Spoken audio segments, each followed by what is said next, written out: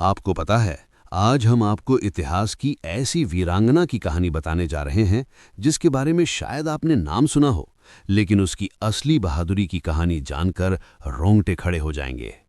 जरा सोचिए, एक रानी, सामने मुगलों की विशाल सेना, तोपें, घोड़े, हजारों सैनिक, और इधर सिर्फ हिम्मत, स्वाभिमान और मातृभूमि से प्रेम। ये कहानी है गोंडवाना की शेरनी रानी दुर्गावती की। क्या आपने कभी सुना है किसी रानी के बारे में जो हाथी पर बैठकर खुद तलवार लेकर युद्ध में उतरी हो? क्या आपने सुना है किसी मां के बारे में जिसने अपने बेटे की गद्दी बचाने के लिए मौत को गले लगा लिया हो? अगर नहीं तो सुनिए। रानी दुर्गावती का जन्म 1524 में हुआ था। वो चंदेल राजवंश की राजकुमारी थीं, वही वंश जो खजुराहों के भव्य मंदिरों के लिए जाना जाता है। बचपन से ही उन्हें गुड़ियों से नहीं, तलवार और धनुष से खेलना पसंद था।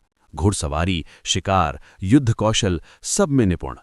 उनकी शादी गोंडवाना के राजा दलपत शाह से हुई, लेकिन किस्मत ने जल्दी ही करवट ले ली। शादी के कुछ साल बाद ही राजा की मृत्यु हो गई। अब सवाल था, राज कौन संभालेगा? उनका बेटा वीर नारायण तब सिर्फ एक बच्चा था। यहीं से शुरू होती है असली कहानी। रानी दुर्गावती ने हार नहीं मानी। उन्होंने अपने छोटे बेटे के नाम पर खुद राज्य की बागडोर संभाली, और यकीन मानिए, उन्होंने ऐसा शासन किया कि गोंडवाना सोने की तरह चमक उठा। खेत लहलहाने लगे, प्रजा खुश रहने लगी, और रानी की बहादुरी की चर्चा दूर दूर तक होने लगी। लेकिन खुशहाली की खबरें अक्सर लालच को जन्म देती हैं। दिल्ली के तख्त पर तब अकबर का राज था। उसके सेनापति आसफ खां की नज़र गोंडवाना की संपत्ति और ताकत पर पड़ी, और फिर 1564 में मुगल सेना ने गोंडवाना पर हमला कर दिया। सोचिए, एक तरफ विशाल मुगल सेना, दूसरी तरफ एक रानी और उसकी सीमित सेना। दरबारियों ने कहा, रानी साहिबा, समझौता कर लीजिए। लेकिन रानी दुर्गावती ने जवाब दिया, जीते जी मैं अपनी धरती किसी को नहीं दूंगी। युद्ध शुरू हुआ। रानी हाथी सरस्वती पर सवार होकर खुद सेना का नेतृत्व कर रही थीं। तीरों की बारिश, तलवारों की टक्कर, रणभूमि में गूंजती युद्ध गर्जना, और बीच में खड़ी एक निर्भीक रानी। पहले दिन रानी की सेना ने मुगलों को पीछे हटने पर मजबूर कर दिया, लेकिन मुगल सेना बहुत बड़ी थी। अगले दिन फिर हमला हुआ, और इस बार युद्ध और भयानक था। लड़ते लड़ते रानी दुर्गावती घायल हो गईं। एक तीर उनकी आंख के पास लगा, दूसरा गले में। सैनिकों ने कहा, रानी मां, चलिए आपको सुरक्षित जगह ले चलते हैं।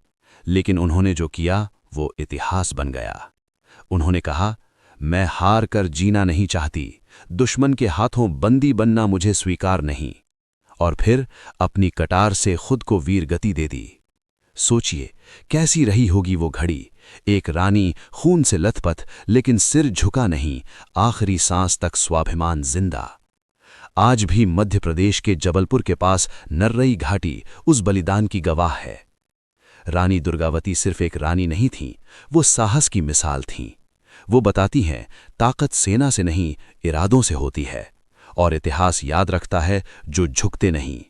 तो अगली बार जब आप वीरांगना शब्द सुने, याद रखिएगा, उस शब्द की असली पहचान है रानी दुर्गावती।